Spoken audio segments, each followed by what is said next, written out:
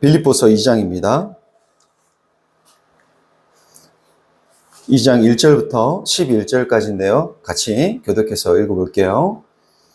그러므로 그리스도 안에 무슨 권면이나 사랑의 무슨 위로나 성령의 무슨 교제나 긍휼이나 자비가 있거든 마음을 같이하여 같은 사랑을 가지고 뜻을 합하며 한 마음을 품어 아무 일에든지 다툼이나 허영으로 하지 말고 오직 겸손한 마음으로 각각 자기보다 남을 낮게 여기고 자기 일을 누를 뿐더러 또한 각각 다른 사람의 일을 돌보아 나의 기쁨을 충만하게 하라. 너희 안에 이 마음을 품으라. 곧 그리스도 예수의 마음이니 그는 그곳 하나님의 본체시나 하나님과 동등됨을 취할 것으로 여기지 아니하시고 오히려 자기를 비워 종의 형체를 가지사 사람들과 같이 되셨고 사람의 모양으로 나타나사 자기를 낮추시고 죽기까지 복종하셨으니 또 십자가에 죽으시리라. 이러므로 하나님이 그를 지극히 높여 모든 이름 위에 뛰어난 이름을 주사 하늘에 있는 자들과 땅에 있는 자들과 땅 아래에 있는 자들로 모든 무릎을 예수 이름에 꿇게하시고 다 함께 모든 입으로 예수 그리스도를 주라 시인하여 하나님 아버지께 영광을 돌리게 하셨느니라. 아멘. 네, 예배 오신 여러분 환영합니다. 인사합시다. 네, 반갑습니다. 그리고 오늘 이렇게 또 한번 같이 인사해 볼까요? 주님이 우리와 함께 하십니다. 우리와 함께 하십니다. 주님 우리와 함께 하십니다. 네, 무더운 여름 어떻게 잘 견디고 계십니까? 잘 나가고 계십니까? 네. 또 오늘도 또 예배 나온 우리 마음, 우리의 영혼 안에 또 하나님이 주시는 귀한 은혜가 있기를 소망합니다. 오늘은 영적 관계의 근육을 키워라 라는 제목으로 말씀을 전하겠습니다. 지난 주일 그 하나님 나라에서는 그 섬김을 받는 사람이 높은 자가 아니라 종이 되어 섬기는 사람이 높은 사람이라고 말씀을 드렸습니다. 그것은 세상과는 다른 하나님의 평가죠. 우리는 종이 되어 섬기는 사람이 왜 높은 사람일까? 종인데 왜 그가 높은 사람일까? 그 이유를 자신을 낮춰 섬기는 저 모습을 봐라. 얼마나 겸손하냐, 얼마나 희생적이냐 하면서 그 높음을 일종의 어떤 도덕과 어떤 윤리에서 찾으려 합니다. 그러나 주님은 종이 되어 섬기는 그 사람이 더 도덕적이거나 윤리적이어서 그렇게 평가하는 것이 아닙니다. 만일 도덕과 윤리로만 본다면 신자보다 비신자가 더 탁월한 경우도 많죠. 실제로 우리가 신앙생활 하다 보면 안 믿는 사람이 훨씬 경우가 있고 또 상식적인 그런 모습들을 우리는 봅니다. 반면에 믿는 사람이라 하면서도 굉장히 비상식적인 것을 우리는 보게 됩니다. 그러면 신자보다 더 도덕적이고 상식적인 그 비신자를 하나님 나라에서 높은 사람이라고 과연 주님이 평가하실까요? 더 도덕적이고 윤리적이기 때문에 그를 더 높은 사람이라고 평가하실까요? 그렇지 않죠. 심지어 믿는 신자라 할지라도 주님은 그와 같은 기준으로 평가하지 않으십니다.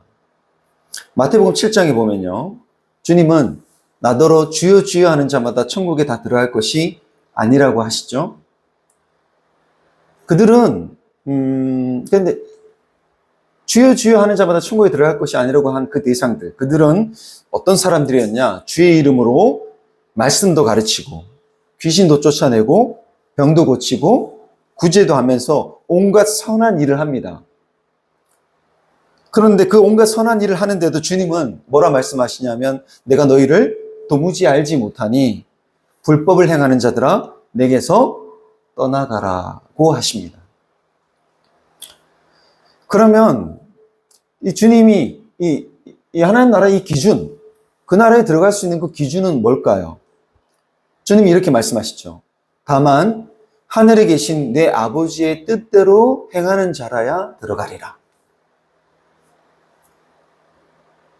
내 아버지의 뜻대로 행하는 자라야 들어가리라. 그렇다면 이런 의문이 들어요. 윤리적으로, 도덕적으로 선한 일을 하는 것이 아버지의 뜻대로 행하는 것이 아닌가? 만일 그게 아니라면 아버지의 뜻대로 행하는 것이 뭐란 말인가? 아버지의 뜻대로 행하는 것이 뭐지? 의문이 들죠. 안 드는데 제가 지금 들게 하고 있죠. 제가 질문해서 아무런 생각이 없는데 제가 앞에서 이런 의문이 든다고 얘기하니까, 그죠? 예, 뭐 그게 제 역할인 걸 어쩌겠습니까? 아내가 오늘 차 안에서 오면서 그러더라고요. 지난번에 이제 제가 설교를 제가 이렇게 좀 들어보려고 틀었거든요. 저 하늘의 해와 저 달 봐라. 얼마나 엄청나게 크고 얼마나 놀랍냐. 막 이제 그렇게 얘기하니까 아내가 아무도 안 놀라워해. 아무도 안 놀라워해. 당신이 앞에서 그렇게 얘기하니까 그런 거. 근데 그게 내 역할인 걸 어쩌겠습니까? 예. 우리 이런 질문을 좀 해볼 필요가 있습니다. 하나님 뜻대로 행하는 게 도대체 뭐지? 자, 이 의문을 풀기 위해서 우리 빌립보서 2장을 한번 살펴볼 텐데, 오늘 읽었던 말씀이죠. 빌립보서 2장을 보면 자기를 낮추시고 우리를 위해 죽으신, 어쩌면 이 세상 그 어떤 누구보다도 가장 높은 도덕과 윤리적인 분, 바로 이 예수님. 그분은 아무런 죄가 없으신 분이잖아요. 어느 누구도 그분과 도덕적인 수준을 비교할 자가 없어요. 윤리적으로도 그 예수 그리스도를 따를 자가 없습니다. 자, 그런 분이신 예수님에 대해 이렇게 말합니다. 자, 너희 안에 이 마음을 품으라. 곧 그리스도 예수의 마음이니, 같이 읽어봅시다. 시작. 그는 근본 하나님의 본체시나 하나님과 동등됨을 취할 것으로 여기지 아니하시고 오히려 자기를 비워 종의 형체를 가져 사람들과 같이 되었고 사람의 모양으로 나타나셨으며 자기를 낮추시고 죽기까지 복종하셨으니 곧 십자가에 죽으심이라. 자, 여러분, 이 말씀 속에서 발견할 수 있는 그리스도 예수의 마음이 뭔가요? 그리스도 예수의 마음이 뭔가요? 우리는 이 말씀을 볼 때, 자, 예수께서 자기를 낮추시고 십자가를 지신 이 자기 비하 사건에서 예수님이 얼마나 겸손하셨는가, 얼마나 희생적인가, 그와 같은 어떤 도덕과 윤리로 접근하려고 합니다. 그러나 이 말씀은 예수님의 겸손과 희생이 초점이 아닙니다. 자, 이 말씀에서 그렇게 자기를 낮추시고 그리고 십자가에 죽기까지 그렇게 겸손과 자기 희생을 하신 것이 무엇의 결과라고 합니까? 보십시오. 자기를 낮추시고 이렇게 죽기까지 하신 이 겸손과 이 희생. 자, 이것이 무엇의 결과라고 얘기합니까? 그것은 성부에게 뭐 하신 것? 복종하신 결과라고.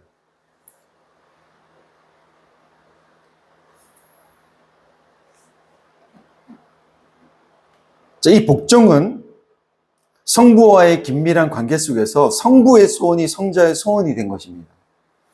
그러니까 예수께서 복종하신 것은 성부와 성자의 이 깊은 교제를 통한 인격적 신뢰의 결과라는 거죠. 때문에 빌립보서 2장의 이 말씀은 겸손과 희생에 초점이 있는 것이 아니라 죽음과 이 비하와 고통을 기꺼이 감수하는 이 두 인격 간의 깊은 관계성, 아버지와 아들, 성부와 성자 간의 이 두 인격 간의 그 아주 깊은 관계성에 초점이 있습니다. 성부와 성자가 서로에게 그 긴밀한 신뢰와 그 인격적인 관계 안에서 서로에게 뭐 하신 거예요? 복종하신 거예요.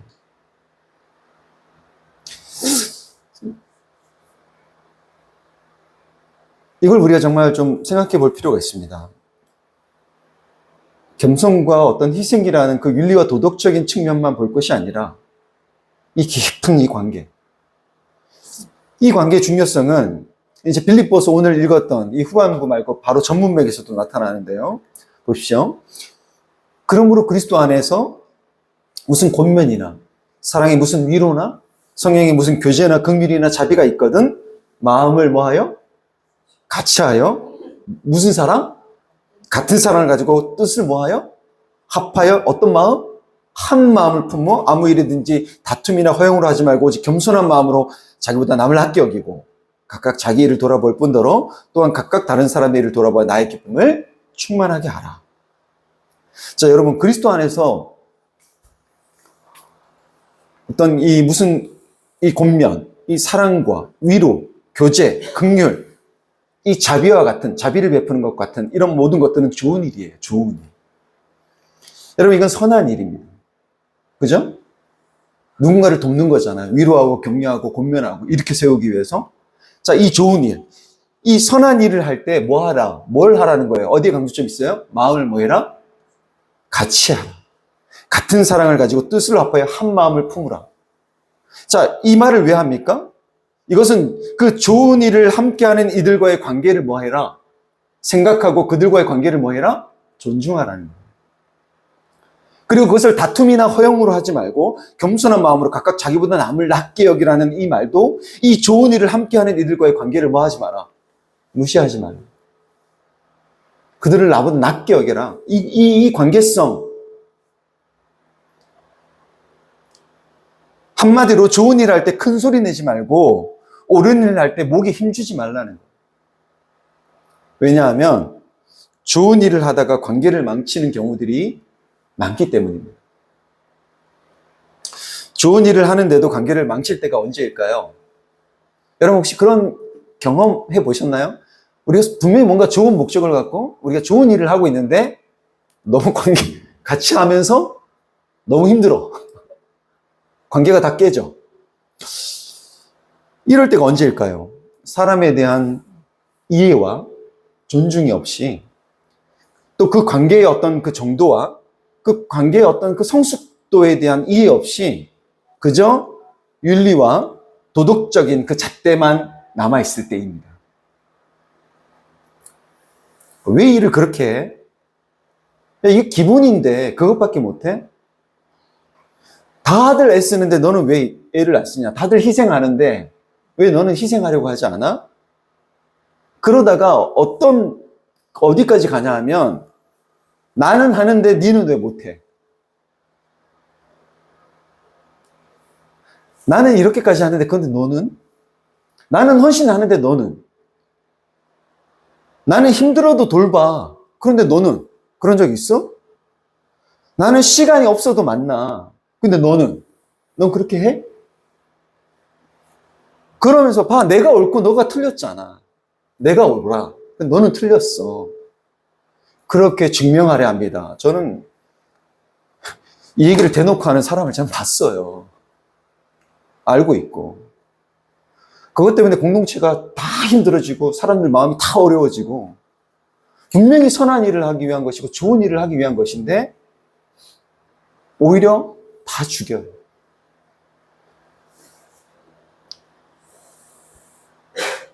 이때의 옳고 그름은 즉 도덕과 윤리는 결국 상대를 판단하고 정죄하는 도구밖에 되지 않습니다. 가장 가까운 부부 사이에서도 이런 일이 일어나요. 제 경험입니다. 제 경험. 간사 시절에 제가 이제 밖에서 열심히 일했죠. 사역했죠. 그리고 집에 돌아와요. 그러면 집에 와서도 청소도 하고 설거지하고 분리수거 내가 할 수 있는 거 다 합니다. 다 해놔요. 그런데도 아내가 뭔가 좀 뚱해. 뭔가 표정이. 그러면 내가 할 거 내가 안 한 게 뭐가 있어. 내가 돈을 안 벌어? 물론 많이 못 벌었죠. 돈을 많이 못 벌었죠. 그게 죄라면 죄죠. 돈을 안 벌어? 야, 뭐, 지금 청소를 안 해? 뭐, 애와 애를 안 봐줘? 애 다 씻기고, 내가 하는데. 근데 왜 저래? 왜 저 뚱해? 왜, 뭐가 불만이야? 뭐, 그 씩씩댑니다, 저도. 뭐, 그렇게 이제 아내를 잡습니다. 그러나 정말 중요한 걸 안 하죠. 아내와 나란히 앉아서 눈을 보며 대화하는 그 시간. 오롯이 둘의 관계에 집중하는 시간을 보내지 않는 것. 그런데 아내가 그거에 대한 그 불평이 그게 있어도 이미 남편이 집안일 다 해놓고 그러고 나서 자기 일을 하고 있으니까 아내 입장에서는 불평이 있어도 말로 못해. 막 대놓고. 표정으로만 드러날 뿐이지. 왜냐하면 아내 입장에서 말 한번 잘못 꺼내면 제가 어떻게 반응할 것 같아요? 경기를 일으키죠, 제가. 그러니까 앞에서 잘했던 모든 것들이 아내가 혹시 말 한번 잘못하면 그 남편이 막 열심히 막 했던 그 모든 것들이 아내를 정죄하는 뭐가 돼요? 도구가 됩니다. 그걸로 막 육랑 폭격을 맞을 수 있거든요.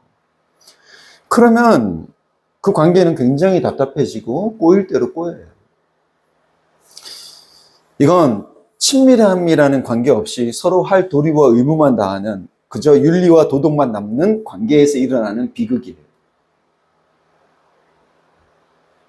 이렇게 되면 서로를 판단하고 탓하고 정죄하는 마음으로 가기 쉽습니다. 그렇게 우리가 품어야 될 예수의 마음. 자, 이 예수의 마음이란 어떤 겸손, 희생, 그런 것과 같은 어떤 도덕과 윤리에 있지 않아요.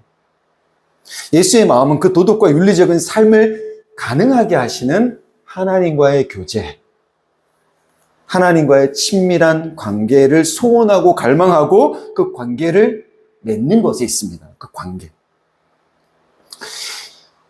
예수를 따르는 우리 입장에서 본다면 바로 그 예수의 인격과 그 성품과 그분과의 사귐에 우리가 뭐 하는 거? 참여하는 거.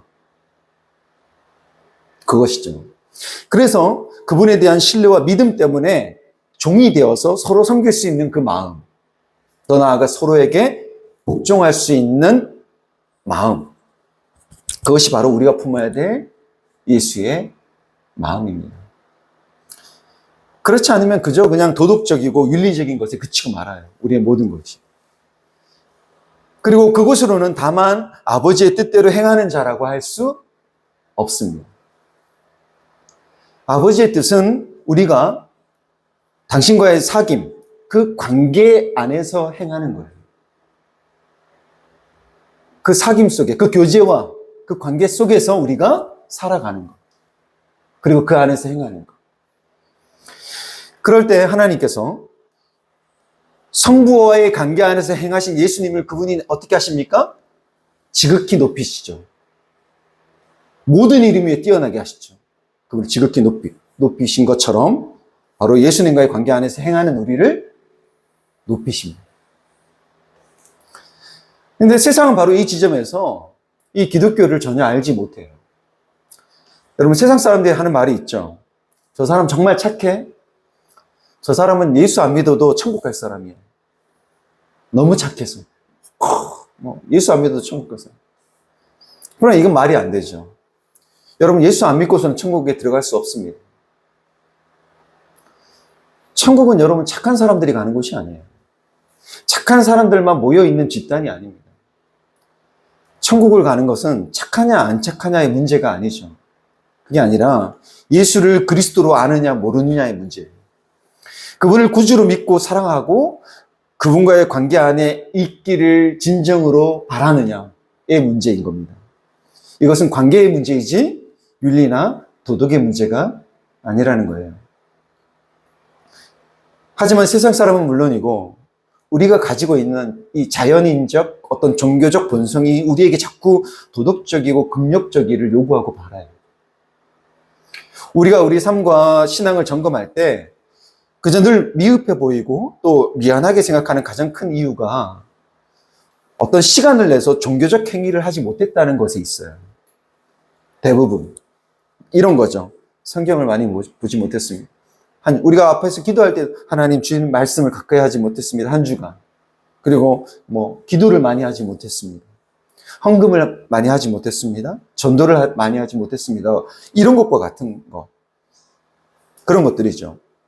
하지만 그렇게 시간을 내서 어떤 종교적인 행위를 하는 것보다 중요한 것은 우리에게 주어진 삶의 현장에서 우리가 부딪히는 모든 삶의 정황 속에서 그리스도와 함께 있고자 노력하는 것입니다.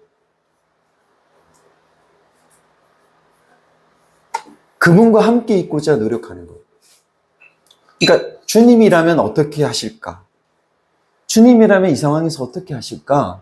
그것을 묻고 그러면서 주님과 그 교통하는 그 시간, 그 주님의 임재를 우리가 인정하고 우리 삶에서 그것을 기억하고 그것을 고백하는 그 시간, 그 시간이 필요한 것이죠.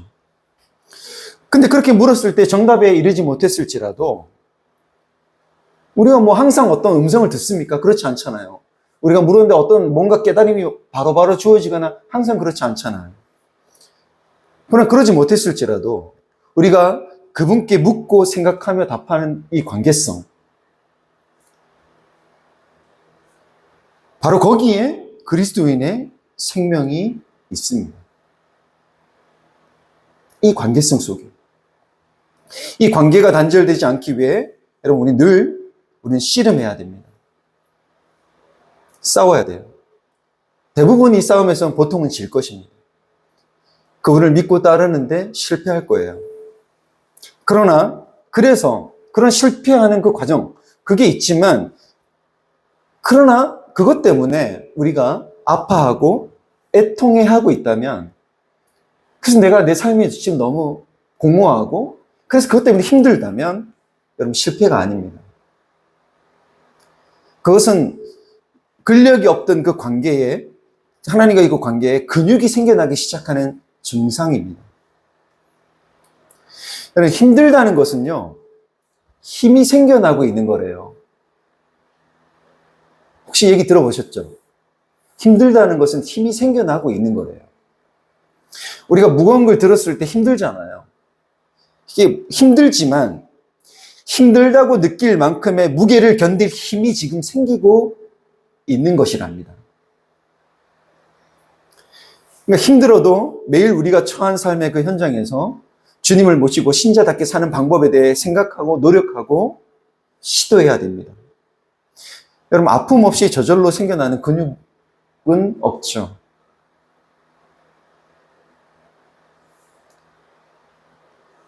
요즘 아내가 저를 트레이닝 시키려고 계속. 왜냐면 맨날 제 허벅지를 두들겨요. 이것 봐, 이거 어떻게 할 거야? 허벅지 이거 어떻게 할 거야? 왜냐면 점점 사람이 이제 나이가 드니까 근육이 빠지기 시작해요. 젊었을 때 그래도 유지됐던 그 근육들이 빠져나가기 시작하거든요. 그래서 이제 아내가 막 몰아붙여서 이제 또 막 자전거를 타거든요. 막 집에 그 있어요. 단계를 8단계 올리면 되게 힘들어요. 그럼 막 하는데 힘들죠. 막 한 5분만 해도 막 그냥 내려오고 싶어요. 그런데 그 아픔을 참아요. 왜냐면 다리가 막 땡기고 막 근육이 막 올라오니까. 근데 그걸 막 참아요. 그러면 이제 그러고 돌리고 나면 다리가 여기가 근육이 뚱뚱해지는 걸 느끼거든요. 그러면 아내한테 가서 자랑해요. 여보 한번 만져봐. 여기 근육 올라온 거 보여? 다르지. 근육은 그냥 생겨나진 않더라고요.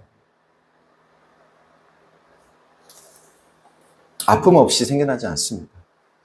그러니 우리의 하나님과의 관계, 이 관계에 근력이 생겨나려면 여러분 이 눈물과 한숨과 아픔을 겪어야 될 수밖에 없어요. 그 겪어야 되는 게 맞아요. 그걸 겪으면서 우리는 이 예수님과의 관계를 지속할 근력이 생겨나게 됩니다. 이 근력이 생겨나야 돼요. 그렇지 않으면 목적지에 도달할 힘을 잃게 됩니다. 그러나 주님과의 이 관계를 우리가 생각해 보면 그냥 기계적인 관계가 아니에요. 저절로 되어지는 그런 것이 아닙니다. 어떤 원칙이나 법 같은 어떤 무인격적인 법칙 같은 것이 아닙니다. 예수님이 십자가를 지시기 전에 하나님께 기도하러 나가셨을 때 두려운 마음을 호소하시잖아요. 그냥 이 잔이 내게서 그냥 지나가게 해달라고 요청하시잖아요. 그리고 땀방울이 핏방울이 되도록 씨름하시며 고뇌하시잖아요. 그러니까 성부와 성자와의 관계는 이 내 뜻과 아버지 뜻 사이에서 갈등하고 질문하고 미워했다가 사랑하고 의심하다가 신뢰하기로 하는 그런 살아있는 인격적인 관계입니다. 인격적인 관계. 기계적으로 복종하게 되는, 저절로 복종하게, 순종하게 되는 그런 관계가 아니라는 거죠. 이 성부와 성자의 관계가. 때문에 하나님께 호소하고, 우리가 아파하고, 고뇌하고, 방황하는 것이 어쩌면 한 번도 원칙을 어긴 적이 없는 것보다는 실은 더 관계적일 수 있습니다. 나는 한 번도 내가 교회에 빠진 적이 없어. 나는 한 번도 주일 예배를 빠진 적이 없어. 나는 흔들린 적이 없어. 그게 그렇게 자랑할 일일까 싶기도 해요. 어떤 때는. 오히려 방황하고 아파하고 고뇌하면서 그 생겨나는 그 근력들, 그 근육. 그게 더 관계적일 수 있지 않나.